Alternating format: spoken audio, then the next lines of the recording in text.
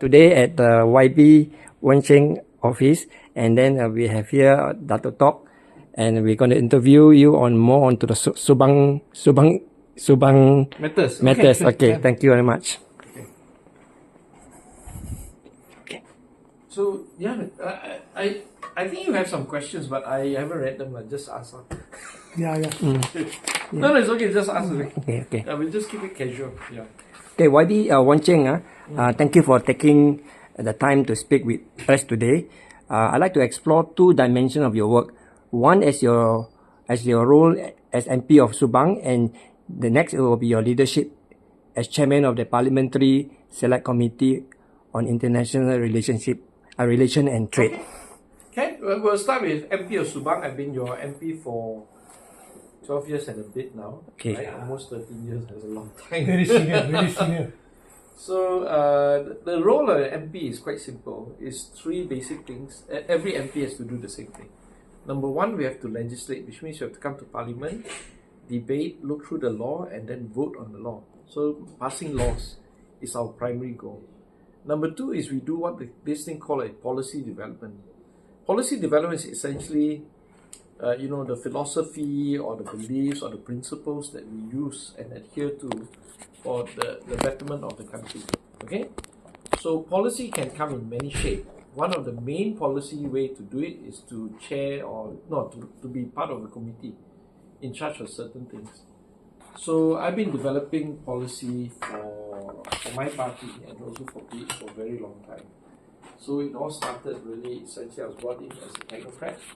So I looked at primarily political, social and economic reform, but primarily economic issues. So I did the alternative budget for many years for the opposition. I'm a fiscal expert, so I look at government income and expenditure. So those are what we call policy development. Part of policy development is to teach my interns. I have law interns. So over the period of 12 years, we had 2 years of no interns because of COVID, but we average about maybe 20 to 30 interns a year on average. So now at the moment we have 3 interns. During the summer, when there's a summer break, of course we have a lot of interns. At one point I think I had 14, right, Eugene? Yeah. 14 interns was a record for this summer. The last few months you took a picture at the Parliament, the logo there, with all the interns. So we have a lot of interns. Okay. So policy. So that's the second part of a member of parliament, to do policy development. So we read a lot of things. I have a lot of meetings with ambassador. I'm having lunch with the Canadian ambassador. I met the Swedish ambassador last night. So it's continuous lah. So we have to meet bankers, we have to meet economists, we have to make sure we read a lot. I mean, I read the economists a lot. I read Guardian. I read all sort of things. So all those things are what we call policy development. Yeah, and we debate the policy, we drive the policy. I meet the meaty people a lot. Right? Okay. So the third thing we are supposed to do is to pass the budget, which is now the budget session now. So between October to December is the budget session. Without the budget, the government collapses or has no ability to function 1st January next year. So during this period, of course, I'm the budget expert. But this year I decided not to take part in the budget debate, because I was, for the first week, usually I will give the first speech for the budget. I was in Belgium for a meeting with the European Union on human rights in ASEAN. So because of that, I skipped the budget. And this year, we are allowing all the junior members to debate more. I used to teach them how to do the budget debate also. So it's quite a lot of work. Okay. So that's the member of parliament job. 3 things. Yes. Okay? Legislate, public policy, budget. Yes. The expectation of people are different. Some people expect the member of parliament to sort out your longkang, your road, your disputes. So we have an office in Kinrara. We used to have it in SS14 in Subang Jaya, my first term. Then we moved to Kinrara to be next to Zihan and the Adun there. So people walk in and they have all sort of issues. Yes. So we try to deal with those, right? And we work within our perimeter. We have a budget around 3.5 million a year for constituency it looks like a lot, it's not. Yeah, when it's spread out. We have 500,000 people living in Subang. The voters are 240,000. Yes. 500,000 people, you divide the 3.5 million, it's nothing. You know, like, everybody get how many? Subang is one of the Malaysia's most developed and dynamic constituencies. Sure. So, what do you see as the top 3 challenges of Subang for Okay. 2025? For members of parliament, I think, for national issue, we don't have a real problem. I mean, I'm doing my job. Don't worry about that. You can follow me on Facebook, like Dr. here tells me he's a friend on my Facebook. We are doing our job. We publish our accounts. We're very transparent every 6 months. We audit end of the year. There's no hanky-panky. We got no contractor working for us. Everybody gets their money. They spend the way they want. Make sure they are accountable. So we want them to be as transparent as we are. So for instance, the schools, we give 30,000 each school. So the school have to write a report back to us, right? And then we will get a start report, end report.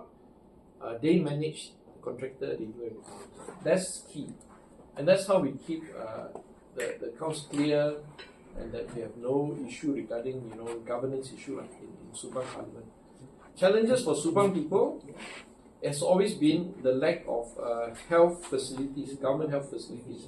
Not everybody in Subang are rich. Okay? We have about a population about 8 to 9% who are struggling really, really hard. Like USJ one area, Enggang in Kinara side, all those. Yes. Those are real hardcore poor people. Right? So for that, we need to have a hospital, or what we call clinic kesihatan. It's not a clinic, it's like a 200 bed clinic. It's a mini hospital. Okay. So that is in development. It's finally, after a 12-year fight with the federal government, we finally managed to get it started. 12-year fight. 12-year fight. It's not easy. It's a 12-year fight. So when I first became MP, we were opposition. Of course, government don't support, right? Federal government don't support. But even when we were in the government, 2018 government, so federal government said not to support. I remember giving a speech about 3 years ago, just shaming the government, because I did the maths and said that Subang itself contributes in terms of income tax, SST and corporate tax, right? Because we've got many people who are very high-paid people, high-paying job, and also big corporations around. And we contribute around 5 billion a year to the government office. That being the case, why can't we get what we requested is like a $50 million hospital for the poor? Yeah, if it's 9%, then you're looking basically around 45,000 people who need this desperately, right? So I think that's the challenge. The other one is, of course, recently, I don't know why, but the Subang Jaya area, very dirty. SJ Echo has been, looking at the SS15 area, highlighting all this issue. So some issues. In the Kirara side, we have a project coming up, which early stage someone has been complaining to me. But again, you see, we are members of parliament. We look at federal issue. I have no power at the mayor. I mean, I know him. I played pickleball with him one time, but I can talk to him. But I cannot say, mayor, you have to do this, because that's not my power. That's the Adun's power, because the mayor reports to the state government. So all developments are state authority and mayor authority. So I can only give what we call constructive, comments to them, right? So we have one project in Kerala coming up, which is involving some sort of taman rimba, some forest reserve. So last week a lot of people complained to me. We were super busy here in Parliament until December 4th. After that, we would start to go down on the ground and understand what's going on. And then I'll talk to Zihan, because he's really in charge of the mayor, right? On the Subang side, we have the SS14 issue about the flyover. Yeah. This is the hottest topic at the moment. Yeah, hottest topic at the moment. So what I did last time was, maybe Michelle came here with the Subang group.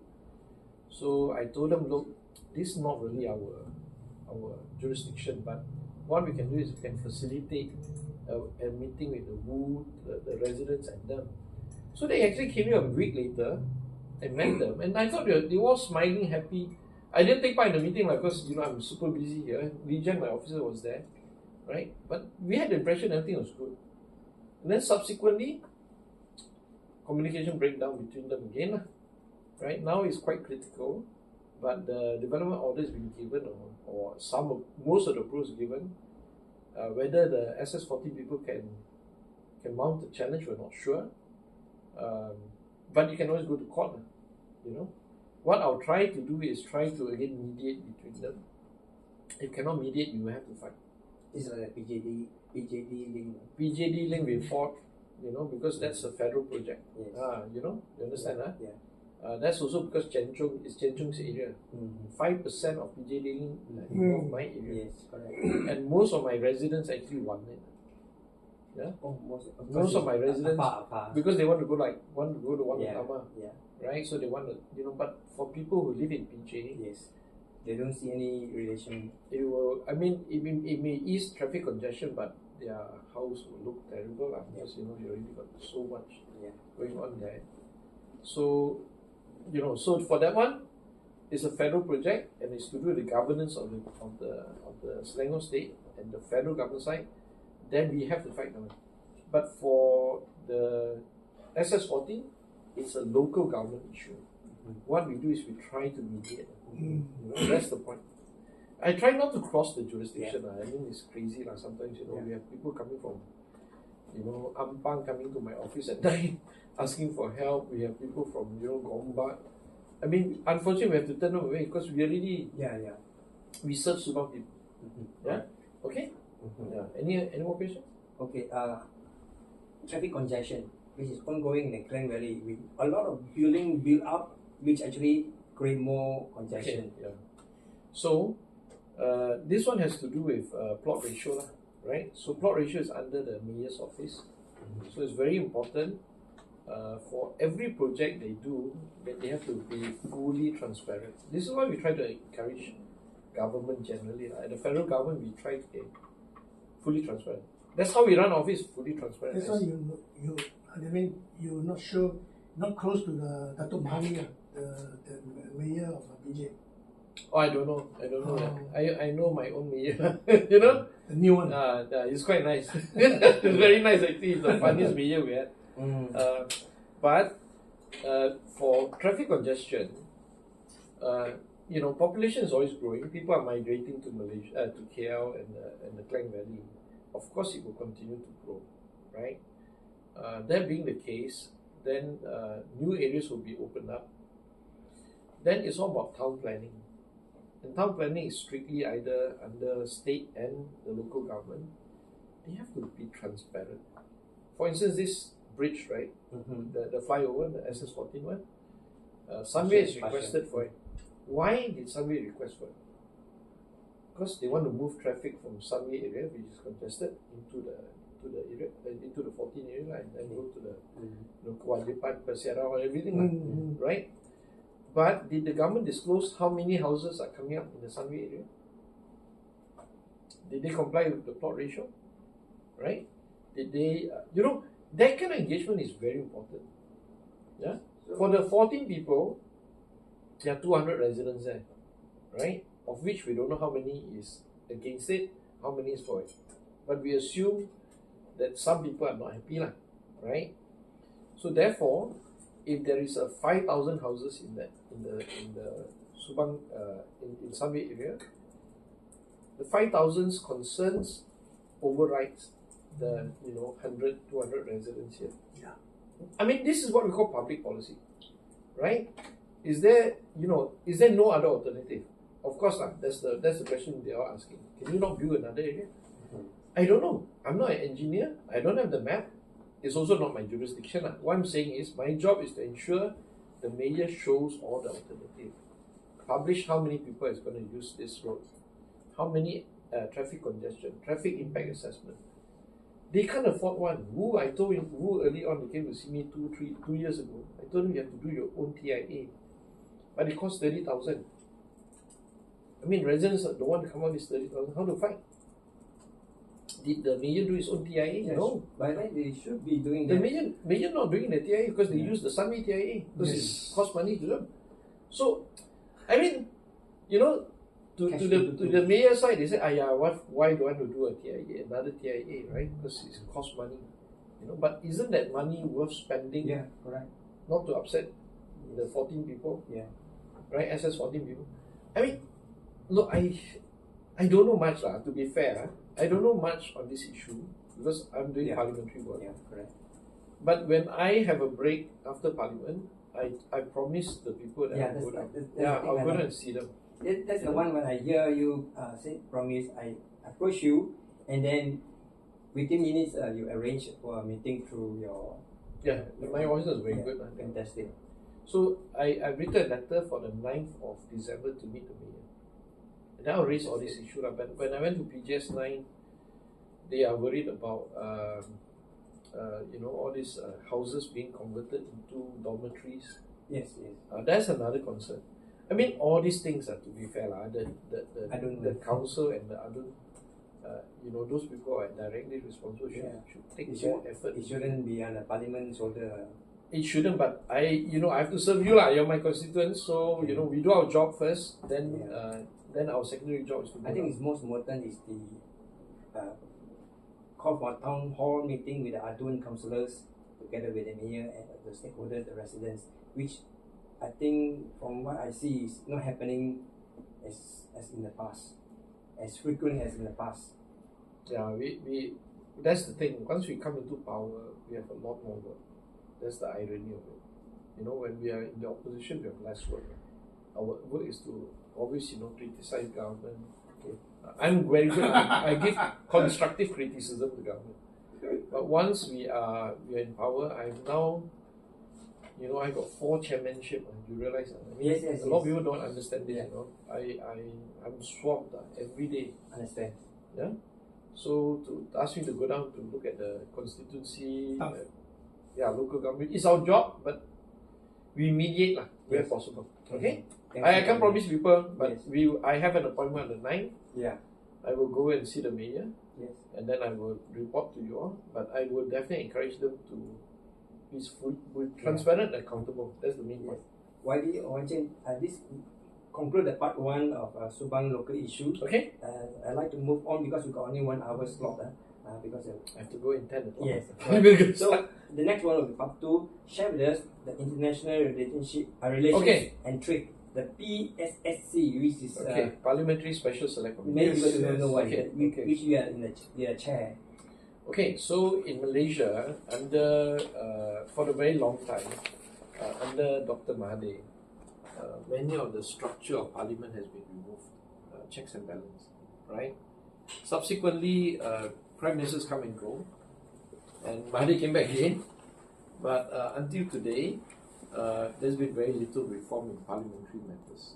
Okay, in the Westminster-based system, or most democracies in the world, Parliament is separate from the executive. So executive means the Prime Minister cabinet. The Parliament is a separate entity, right? And then the judges and what we call the judicial bodies like police, MACC are supposed to be separate also. Yeah. And in this triangular formation, they check each other, right? But under Mahathir, he consolidated the judiciary appointments under him. Parliament officers here work for the Prime Minister's office, because they're part of the civil service.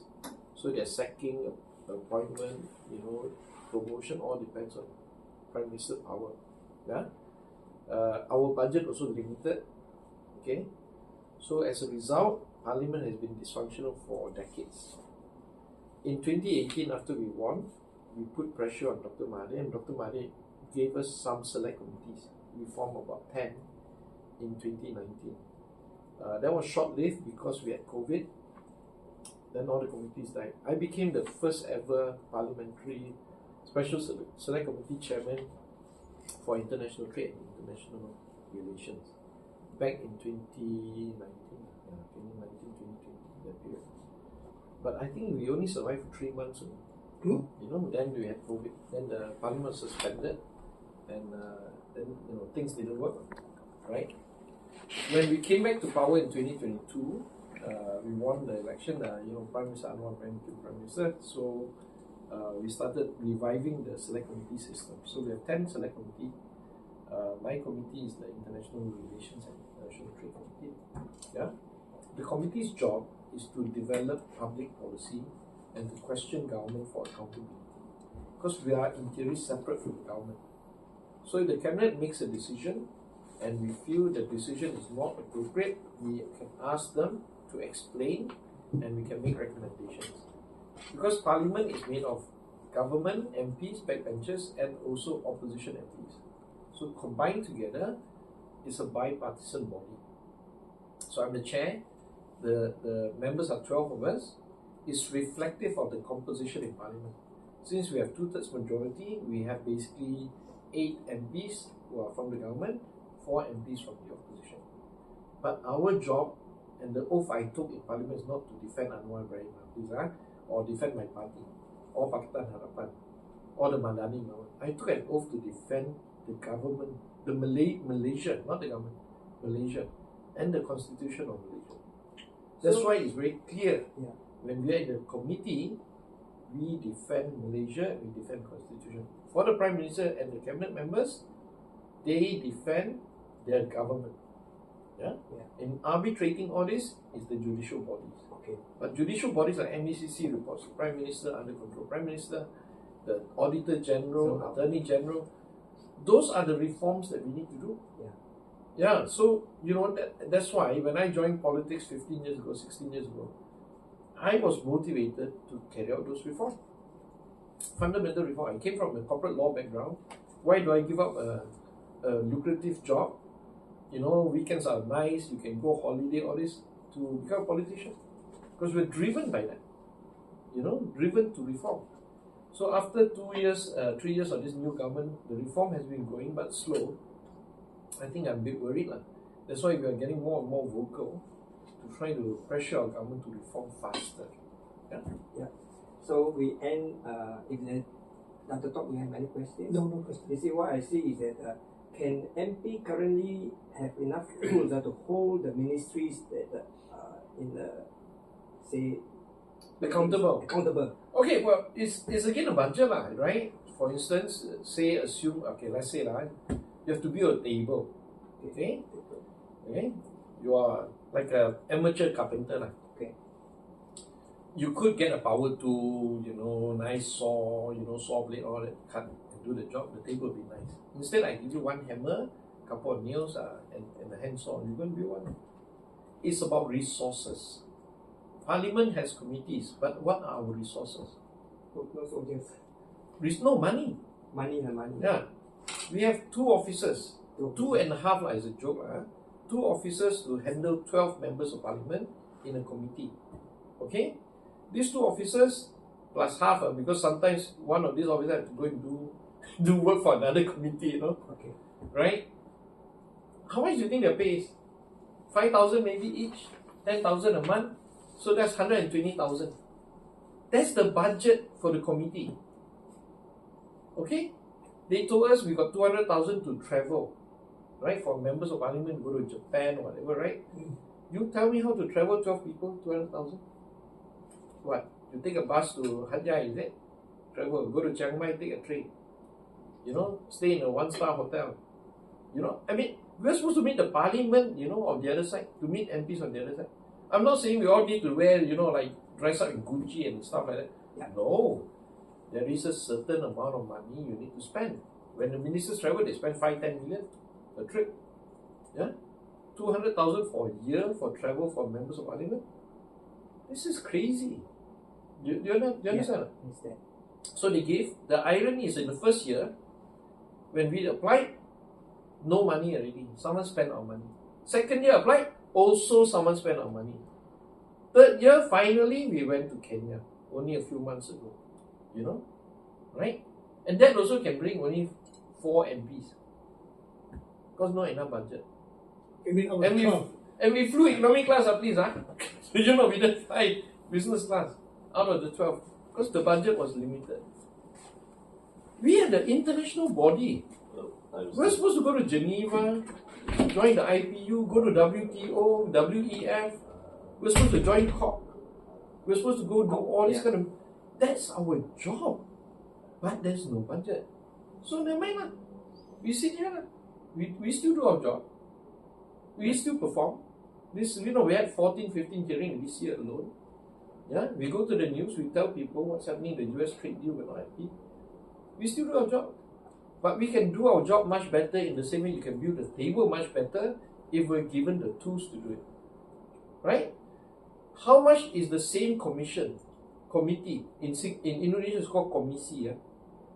How much is their komisi Indonesia getting a year? 10 million, not rupiah, 10 million ringgit. You understand? That's how you run a commission. First class. You see the American commission, the committees, humongous. Researchers, PhD people. You understand? I have to do all the reading, my interns have to do the reading. So how is this year's COP? This year's COP is not very good lah. I don't know lah. I was supposed to go, but I cannot go because of the budget, right? Yes. Because that invitation to go to COP, not even from my government or parliament. Wow. That invitation came from the NGO because I talk a lot about renewable energy. Oh, yes, yes. They wanted to fund me to go there. But very cheap lah, economic class, Yes, yes. lousy hotel, normal. Yes. Right? But they want to give me a 3-day to speak to people. Oh, okay. But I'm here in the budget, I have to work, so I Yes, cannot go. correct. Yeah? Yeah. So sometimes you all see me on the travel. Most of it is nothing to do with parliament budget. Yeah. Most of that NGO funded. Oh, Okay. You understand? Kenya was the only parliamentary travel we had in 3-year period. Kenya was that. The other one was we went to China, and this is very embarrassing. The Chinese government paid for everything. They paid for the flight ticket, hotel, food, everything. We are supposed to go there to analyze and make an independent decision on our bilateral ties with China. How can we do that if they fund everything? But if we didn't take the money, we cannot travel. one question. Hmm. Since you know that Indonesia, they have 10 billion budget, Hmm. and you know that you have 200,000 for one MP, and that for 12 delegates. For one committee. One committee. So how do you? And then you told me the fund has been utilized by some other people, which is absurd. So we don't have financial independence. Like the committee doesn't have say, use your allocated budget, you can spend the way you want. This is something we want to change, Because sometimes, I tell you, I find it very, very upsetting when we spend unnecessary money, right? And like for instance, if we fly business class, it costs 2 to 3 times more than the economic class. Yep. Easily, right? Why don't we fly economic class? I bring more MPs, correct? Sometimes we go to London, we stay in like this hotel, super expensive. Why can't we stay at the Mercure? 3-star. Also can. Also can what? We're not there on holiday, we're working. Dato travel every month there. My office is in London. You know what I mean? You know where we stayed? The first time I went to London, but back then we were opposition, right? But because I'm a good MP, they brought an opposition to meet the speaker in the UK, right? We stayed at Churchill. Ooh. After we flew Malaysia Airlines, of course we have to fly Malaysia Airlines. We cannot fly the cheapest one because we have to support the national flight.